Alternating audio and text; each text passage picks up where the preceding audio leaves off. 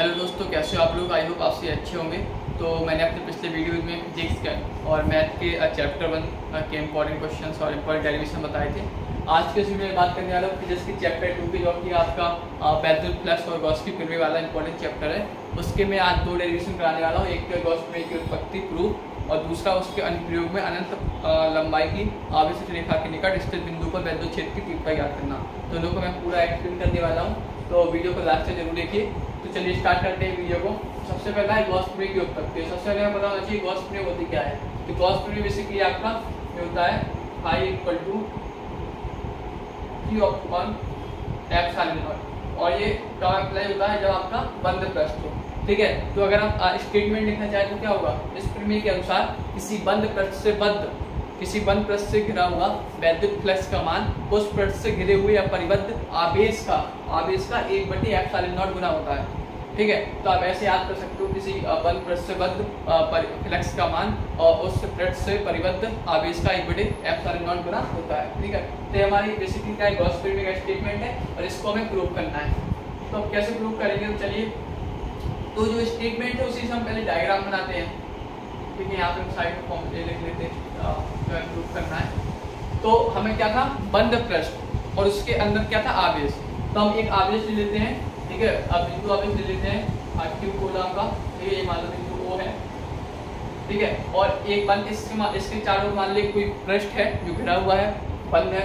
तो मान लो कि एक पृष्ठ को यहाँ पे आप 2 तरीके से बना सकते हो। या तो आप पूरा गोलाकार पृष्ठ बना सकते हो, गोल बिल्कुल गोला, या फिर आप जो है टेढ़ा मेढ़ा बना सकते हो। ठीक है, जैसे पत्थर की आकृति का।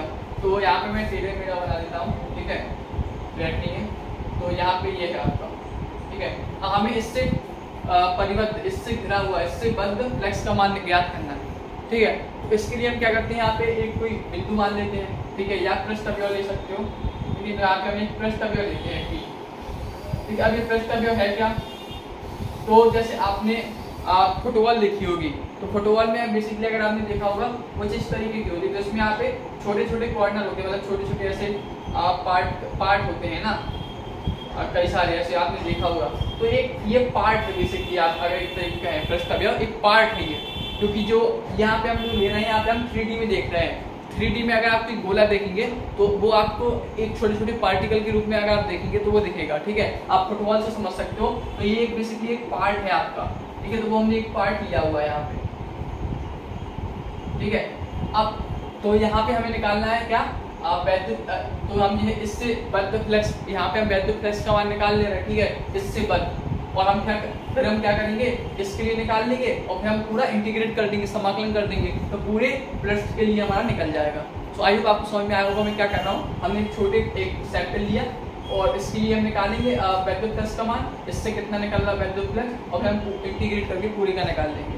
ठीक है, तो यहाँ पे अब बेसिकली हमें चाहिए फ्लक्स का फॉर्मूला स्टार्ट करने के लिए। ठीक है, तो फ्लक्स का ये तो गॉस की प्रमेय वाला है, और एक नॉर्मली जो फॉर्मूला है जो हमने पढ़ा है वो होता है क्या, E × dA, है ना। यानी जो वैद्युत क्षेत्र है और उसका जो क्षेत्रफल है उसका अदिश गुणा होता है। ठीक है, ये हमारा होता है क्या, और चूंकि यहाँ पे बंद पृष्ठ है तो आप यहाँ पे लगा सकते हो, क्लोज का निशान नहीं लगाएंगे तो भी चल जाएगा।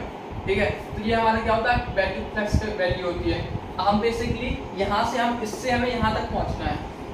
ठीक है, अच्छा, अब यहाँ पे E की वैल्यू, अब हमें पहले यहाँ पे देखो अदिश गुणा है, तो हमें अदिश गुणा को ढूंढना आता है। क्या होता है, E × dA × cos थीटा, है ना। A डॉट B का क्या होता है वैल्यू, AB cos थीटा।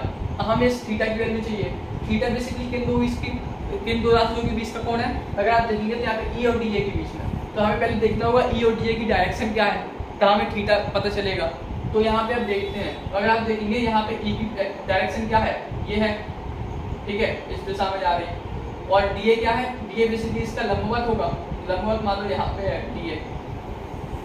ठीक है, तो यहाँ पे अगर आप देखेंगे इनके बीच का कोण तो ये थीटा है। ठीक है, ये आपको इस तरीके का मान लो।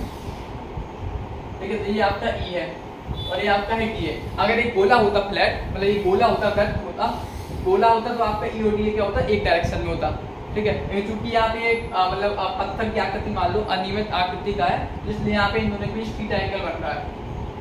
चलो, अच्छा, अब हमें जो है इसकी, अब यहाँ पे हमें E की वैल्यू चाहिए। E की वैल्यू जो है हमें पता है बिंदु आवेश के कारण जो तीव्रता होती है क्या होती है, E बराबर 1/4 पाई एप्सिलॉन अब यहाँ पे जब हम वायु ले रहे हैं, अगर आप माध्यम लेंगे तो यहाँ पे k कैलरीज कर लीजिए, ठीक है, Q/r²। यहाँ पे डिस्टेंस का स्क्वायर, इन दोनों की डिस्टेंस हम मान लेते हैं r है, ठीक है, ये r डिस्टेंस है, यहाँ पे r Q/r²। तो ये आपका फॉर्मूला हो जाएगा ई का, हमने ई की वैल्यू रख दी, क्यों हमने रखी, यहाँ पे देखो, यहाँ पे हमें Q चाहिए और एप्सिलॉन नॉट चाहिए, और यहाँ पे ई है, तो हमें ई का मतलब हमें चेंज करना पड़ेगा, फॉर्मूला यूज करना पड़ेगा। यहाँ पे हमने फॉर्मूला यूज किया और आप देखेंगे यहाँ पे हमें Q मिल रहा है, तो हमने फॉर्मूला रखा। तो अब देखो बना कौन 4πε0, ये कांस्टेंट है, तो इंटीग्रेशन के बाहर आ जाएगा। Q भी कांस्टेंट, इसकी वैल्यू चेंज नहीं हो रही, ये भी बाहर आ जाएगा।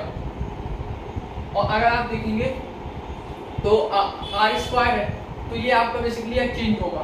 क्यों होगा चेंज? क्योंकि देखो यहाँ पे r कुछ और होगा, यहाँ पे r कुछ और होगा, यहाँ पे r कुछ और होगा, क्योंकि ये गोला नहीं है कि मेरा बराबर हो सबके लिए, तो यहाँ पे r चेंज हो रहा है। तो dA cos theta upon r², ठीक है। अच्छा, अब यहाँ पे अगर यहाँ पे एक नया चीज आता है, नया कॉन्सेप्ट घनकोण, नया एक राशि आती है, तो उसको मैं पहले आप वृत्त से समझिए। ये आपका एक सर्कल है, ठीक है, तो सर्कल में जैसे मान लो इतना एक चाप है AB, तो इसके द्वारा जो केंद्र पर घेरा हुआ कोण कितना होता है, थीटा होता है ना। तो इसको हम कैसे लिखते हैं, कोण बराबर चाप बटे त्रिज्या, ऐसे हम इसकी वैल्यू निकालते हैं। लेकिन ये क्या है, 2D है, 2D यानी कि वृत्त है, ठीक है, और यहाँ पे 3D है। तो 3D में क्या होता है, बेसिकली 3D में हम अगर एक कोई रैंडम शेप लें और यहाँ पे मान लो इसका एक केंद्र है और हम एक कोई पृष्ठ अवयव ये है मान लो, ठीक है, जो फुटबॉल है तो उसका एक पार्ट है, इसके द्वारा केंद्र पर जो कोण होता है उसे हम बोलते हैं ओमेगा। यहाँ पे थीटा होता है, यहाँ पे हम ओमेगा बोलते हैं उसको, जो अंतरित होता है।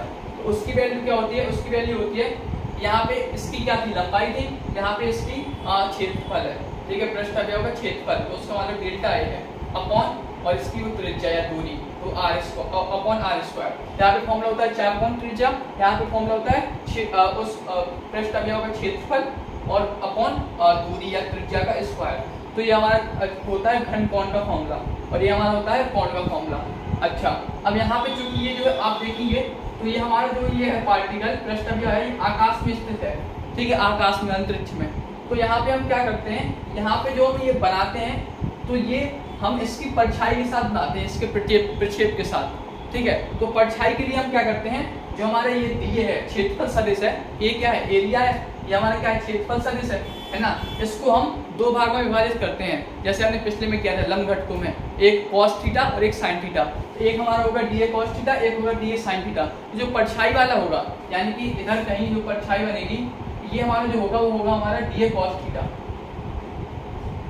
ठीक है, जिसके साथ ही हम एंगल बना रहे हैं। तो हमारे है dA cos थीटा, मतलब बेसिकली मेरे जो कहने का मतलब है, यहाँ पे जो घनकोण अंतरित होगा d ओमेगा, वो जो है इसकी परछाई के साथ अंतरित होगा, ना कि इसके रियल के साथ, ठीक है। तो यहाँ पे चूंकि परछाई और परछाई होगी dA cos थीटा, क्योंकि हम इसको लंब घटकों में विभाजित कर रहे हैं। तो यहाँ पे अगर हम देखेंगे फॉर्मूले में तो dA/r² होता है नॉर्मली, और यहाँ पे चूंकि इसका हम क्या कर रहे हैं, परछाई का यूज कर रहे हैं, परछाई के साथ ही हमारा घनकोण बन रहा है, यहाँ पे dA cos थीटा हो जाएगा। तो यहाँ बेसिकली तो ये हमारी इसकी वैल्यू हो जाएगी d ओमेगा, ठीक है। तो आई होप आपको समझ में आ गया होगा, अगर नहीं आया तो आप कमेंट कर दीजिए, मैं एक्सप्लेन कर दूंगा बाद में। तो आपको हो जाएगा Q/4πε0 d ओमेगा, ठीक है। यहाँ पे cos थीटा क्यों आया, क्योंकि यहाँ पे हम इसकी परछाई के साथ एक एंगल बन रहा है, क्योंकि आकाश में स्थित है, जिसकी परछाई के साथ बनेगा। और परछाई के साथ cos थीटा इसलिए है क्योंकि हम इसको दो घटकों में विभाजित करते हैं, एक क्षैतिज और एक वर्टिकल। तो क्षैतिज घटक क्या है, बेसिकली परछाई है आपकी, जैसे आपकी परछाई जमीन पे बनती है तो वो आपके क्षैतिज घटक है, ठीक है। तो आई होप समझ में आया होगा आपको। तो ये हमारा डी ओमेगा, हमें डी ओमेगा की वैल्यू चाहिए। तो अब बेसिकली अगर देखेंगे डी ओमेगा क्या है, ये कोण है, ये एंगल है, और अगर आप जब इसका इंटीग्रेट करेंगे तो ये पूरा एंगल होगा, यानी ये पूरा एंगल, क्योंकि सबके साथ बनेगा थोड़ा थोड़ा कोण, तो ये पूरा एंगल कितना होगा। तो अब यहाँ पे अगर हम नॉर्मल वृत्त में देखेंगे तो इसकी वैल्यू होती है 2π 360 डिग्री, और इसमें अगर हम देखेंगे चूंकि 3D है तो इसमें होती है 4π यानी 720 डिग्री, ठीक है। अगर ऐसे आपको समझ में नहीं आया तो ऐसे समझ सकते हो, यहाँ पे चाप क्या होता है, चाप होगा 2πr, ये छोटा छोटा चाप मिलेगा तो पूरी परिधि बनेगी, 2πr/r कितना हो जाता है 2π। यहाँ पे फॉर्मूला क्या था, omega equal to delta A/r²। अब यहाँ पे हम ये पृष्ठ अवयव पूरा मिलेगा तो ये हमारा गोले का क्षेत्रफल बन जाएगा। गोले का क्षेत्रफल क्या होता है 4πr², तो 4πr²/r² कितना बन गया 4π। तो यहाँ से भी आप देख सकते हो कैलकुलेट करके 4π आ रहा, और ऐसे भी आप अगर 3D में देखेंगे तो पूरा 4π होता है, ठीक है, तो जो मैं कहना चाहता हूँ डी ओमेगा की वैल्यू कितनी हो जाएगी 4 पाई, तो Q upon 4 pi epsilon not upon into ये आपकी हो जाएगी 4 पाई से 4 पाई कैंसिल, तो अगर आप देखेंगे लास्ट में आपका क्या बच रहा phi equal to Q upon epsilon naught. ठीक है, तो आपका जो है phi equal to Q upon epsilon naught, आपको यही प्रूफ करना था। अगर आप देखेंगे तो ये आपकी गॉस की प्रमेय आप प्रूफ हो गई। ठीक है, तो ये आपका एक डेरिवेशन हो गया, आई होप समझ में आ गया होगा। अगर कोई डाउट हो तो कमेंट कर दीजिएगा। इसके बाद जो एक और वो है आपका डेरिवेशन, वो है आपके गॉस की प्रमेय का अनुप्रयोग करके अनंत लंबाई की आवेशित रेखा के निकट स्थित बिंदु पर वैद्युत क्षेत्र की तीव्रता ज्ञात करना। वो और देखते हैं, वो भी बहुत इंपॉर्टेंट है और ये भी मोस्ट इंपॉर्टेंट है।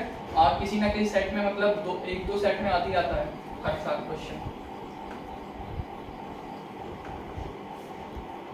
अगला है आपका डेरिवेशन अनंत लंबाई की आवेशित